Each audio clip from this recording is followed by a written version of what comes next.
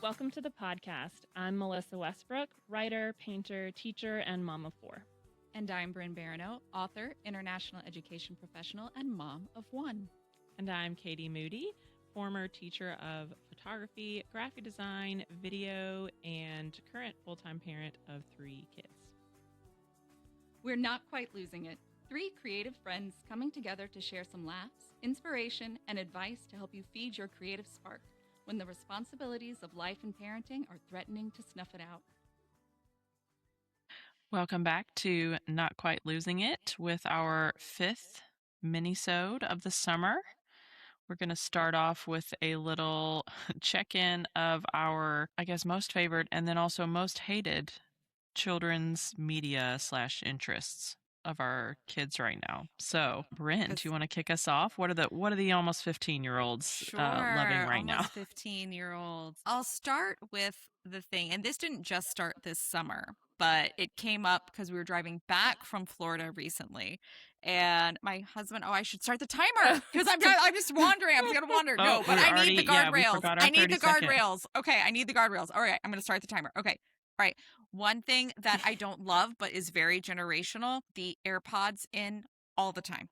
She has music playing all the time. She has her AirPods. We will go to restaurants and she'll be at the table and we'll say her name and realize that underneath her hair, she has her AirPods in at the restaurant. And it's like, no. I understand the conversation might be boring, but you need to at least listen for 15 minutes while we eat the meal. And so don't love, but that's definitely her generation. I'm going because we have to do 2 things. I'm at 40 seconds. But one thing we're both into, we are both gamers and we are both playing Hades, the game on the Steam Deck. Simon's so into Hades. I feel like Simon and Audrey need to hang out. They do Audrey also just discovered Hollow Knight, which I know Simon loves. So are they too old for play dates? Can we? They'll just sit there and play the games next to each other. Parallel play of teenage years. Perfect. Okay. So that's it. I really love Hades. I don't love that she always has her AirPods in. Okay. Okay. Melissa, you want to go next? I would say my least favorite media that my kids like is this YouTuber Kindly Kian, who he just plays web games or Fortnite games, and he's a grown man but he talks like a teenager, and it's clean, and I'm sure he's a nice person. It just annoys me so much, and my kids they're only allowed to watch it when I'm cutting their hair. When I'm cutting their hair, they get to pick whatever they want to watch. And so, but that means I also have to hear it. I'm sorry. That's your moment for AirPods in, man. That's maybe so. You need to take a page out of Audrey's book there. Yeah. So video game streamers are and then at the top of those, of most annoying to me is Kindly Kian. I'm glad he exists. I'm sure he's a wonderful person. I don't want to listen to him. But my kids love him. And then things I like that my kids are into. These are all shows that we watch as a family. Gravity Falls on Disney is so good. So good. Avatar: The Last Airbender. Oh, also so good. And then also I love Bluey. Bluey. So these are things that all my kids will happily watch together, even though there's a large age range. So anything that will entertain all of them. I mean, Bluey's magic. I feel Bluey is amazing. The Bluey makes me cry. Oh yeah, I was about to say. I mean, have you seen Baby Race? Can you even get through Baby Race without crying? Not if you're human. I only know of Bluey because my niece and nephew. So Bluey came around. Yeah. After Audrey was too old, and I think you should watch it with Audrey. I am aware. We've been at my brother's house, and we've seen episodes. I am aware of just how so sweet, amazing Bluey is. If you ever need to if you need to cry but you feel like you can't, just turn on Baby Race and that'll get you there. You know, if you need the emotional stimuli to break the seal, Baby Race. Baby Race. Okay, so Similar to Melissa, you knew it had to be YouTube for a most hated thing, which is my kids love to watch marble races. Oh, I love marble races? races. Oh my God. I mean, Wait, I just I'm think sorry. it's... I'm sorry. What? What is this? I'll I pause don't your even- time while you explain what this is. Like It's literally like drop a marble watching- in a tube and Yeah, but it's like all animated, like a video game-ish kind of thing where someone's Oh. like built a track and like the marbles, it's not even real. Not the real ones. Okay. And yeah, and so my kids will end up like crying because purple got out, and like I cannot deal.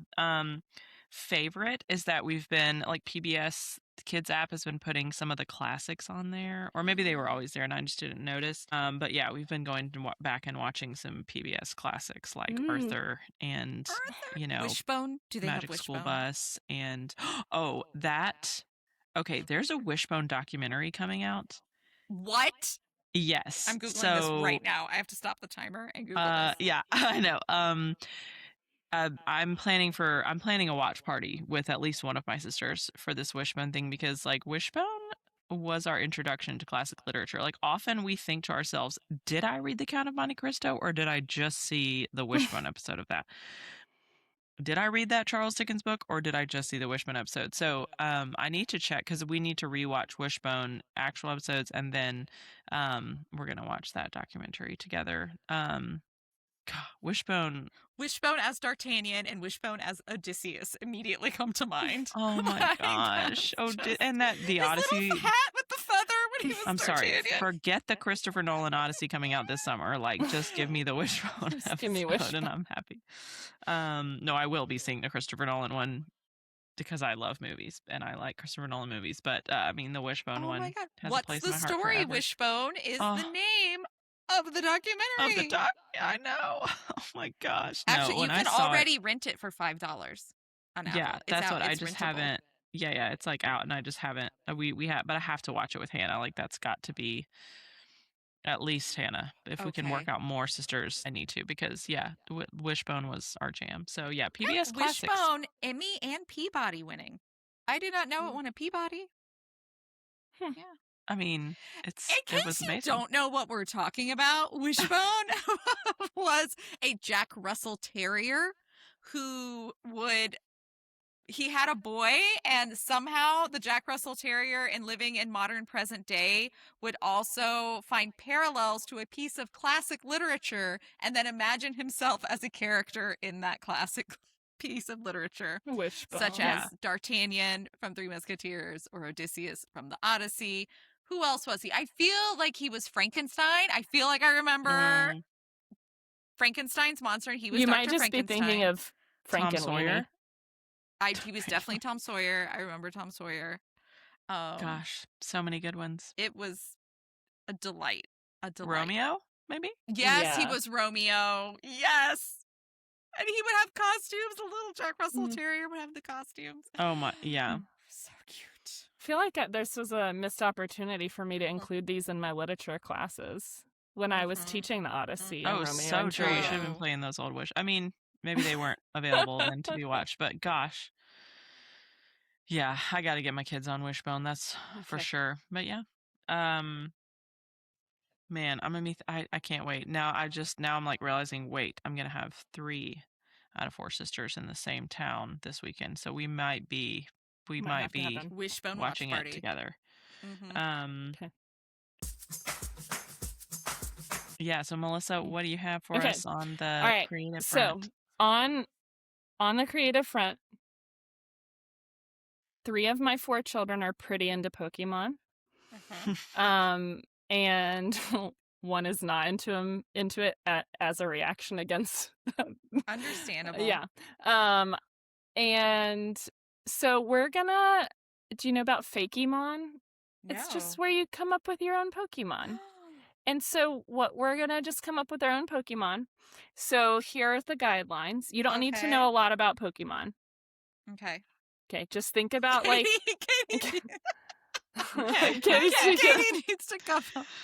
Quick, Google Pokemon, Katie. Yeah. Quick, Google Pokemon really, on your phone. Look at my son likes Pokemon. I'm not uninitiated. I just So what you need to do is just think of 2 to 3 inspirations, like an animal and a mythological creature and some inanimate object or something, and then combine them. Mm-hmm. And we got to come up with a name. Mm-hmm. And it can like, if all else fails, just write something backwards, because like Ekans is just snake backwards. Mm-hmm. So, and they literally, like, there's a Pokemon that is a ring of keys. But I mean, you can make a Pokemon out of anything. and then Rotom is motor backwards, and it's like a floating motor with eyes or whatever. So just like think of 2, combine like an animal and some other thing. Or you can just take an animal and exaggerate something about it, and then come up with a name for it. And if you want to do a little doodle, I think doing a doodle's gonna. You had me till you said doodle, Melissa. And I'm like, where's my paper? Okay. So. Okay. Okay, I have to find paper. Okay, I feel like I wish my daughter was here, because I would feed her this and ask her to draw this, because I really want to see this drawn. I don't want to get owned by Audrey on this podcast. I Thank you. refuse. I've seen her drawings. Right. She's very talented. Okay, I'm done.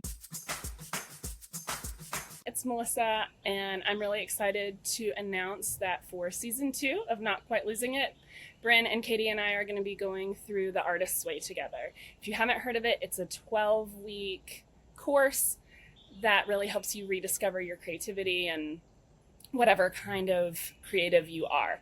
I have gone through the first half of it twice. And even though I've never finished it, it has been life-changing both times, and I'm really excited to actually finish it, because I always do better with a team, and I think most people do. So we are excited to invite you to join us and be part of our team as we go through it together. We will be starting, the first episode is on September 1st, so that gives you some time to get the book, wrap your head around it. It is kind of a big time commitment to do it. You got to really carve out the time. But if you don't have a ton of time to commit to it, we will go through it and we'll tell you the highlights. If you only have time to do this much, that's what we recommend. So hopefully we're going to make it accessible for everybody. We're really excited. So we hope you will join us for season 2. Well, do you want to go first? You were so inspired. I was inspired. I'll go first. Okay. So we start with the dust gull. Oh my God, okay, Melissa. It's an eagle with dusters as wings. Yes. And then we have the broomstritch, and it's a ostrich but with a broom head. And then that evolves into the flamapo. Oh my God. And it's got like a mop body. It's a flamingo with a mop body. Okay, I'm going to see that in the next Pokemon video game. I love that so much. Actually, if they let more moms design the Pokemon. You mean Pokemoms? Pokemoms. Yep. I think this is what I'm going to go dressed as to Dragon Con. I'm going to dress up as... Which evolution? Your OG. Hey, what if the 3 of us just... I want to be the flamingo with the flamapo. The flamapo. Okay. I'll lose some weight and get a sunburn. Be the flamapo. Wear a mop skirt. I'll be ready to go. Okay, Bryn. That's pretty cool. So I just have one, and again, I refuse to doodle. I did a dragon type. I did. The name is not super creative. A snapdragon. But it's not a flower. It is a little dragon with a camera. It has an accessory.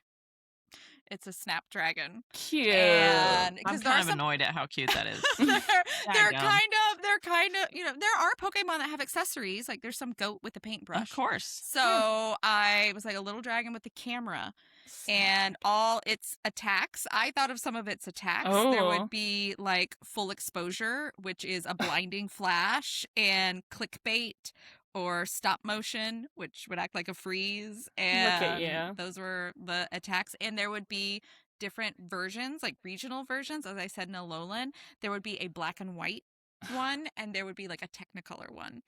And wow. So That's Wow, my wow, Pokemon, wow. the Snapdragon. Wow. See, it's really cute, and I couldn't do it justice, so I didn't want to try Okay, it all. you should have Audrey draw that. I take it I back. Please should. have Audrey draw that because that is an amazing How idea. much- And I love how much story you fleshed out in the Yeah. amount of time we were given to do that. Like, Bryn, again, I'm like a little bit annoyed at how Apparently, good I that need was. to move to Japan. And Melissa, I think we need to go work for Uh-huh. Pokemon. I think so. I think my skills are almost there.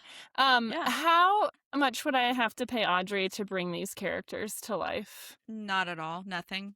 Do you think she would make a Flamapo drawing for me? I think she would 100%. Audrey plays Pokemon. She Yeah. could draw a Flamapo. Flamapo. I want to see. Yeah, I would love to see Audrey's version of that. What you got, Katie Okay. Moody? I want to start this off by saying I have fully plagiarized my sister Joy on this Great. concept, but it's very relevant to our life right now. Mhm, So mhm. this is the Chickitten. It's a combination of a kitten and a chicken, and its skills are that it can appear anywhere, like disappear, reappear, and that it has elite purring / snuggling healing powers. Because my sister has this thing where kittens show up in the chicken coop at her house at my Okay. parents' little farm, and then she rescues them and they pretty much become her best friend. And this happened like close to 10 years ago the first time, and the kitten was in the chicken coop. Like we could not figure out, the whole point of a chicken coop is to keep out predators. So like, how did a tiny kitten show up A there little with baby predator. yeah, like with Yeah. no mama cat, no Mhm. other siblings. This kitten appeared. This kitten is like this kitten, her name's Annie. She's amazing. She's like the best cat ever. My sister adores her. And then this past week, another kitten showed up. That's That not is fair. Your so sister cute. needs to. So let they're other just people find the spawning in the kittens. chicken coop, you know? And they do have elite healing powers.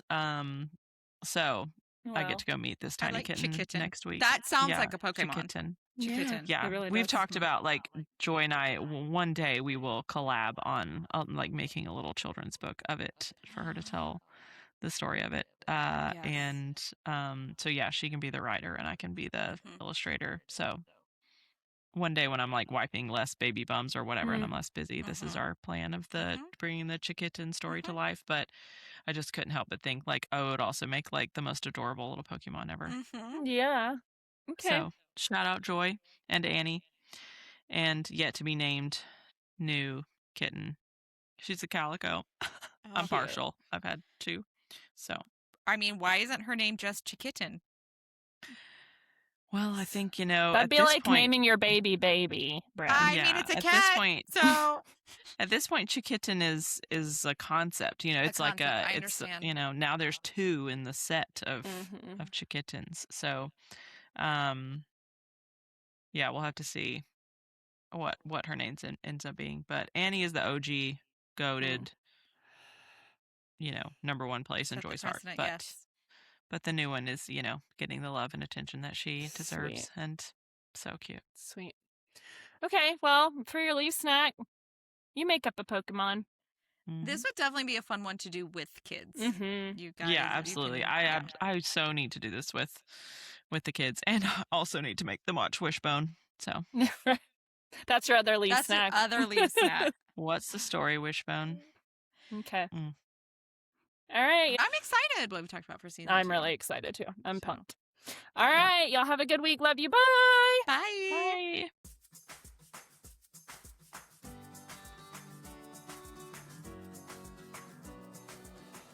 We're not quite losing it. 3 creative friends coming together to share some laughs, inspiration, and advice to help you feed your creative spark when the responsibilities of life and parenting are threatening to snuff it out. Check us out every Tuesday, wherever you listen to your favorite podcasts, and join the conversation on Substack as we remind each other that despite all appearances, we're not quite losing it.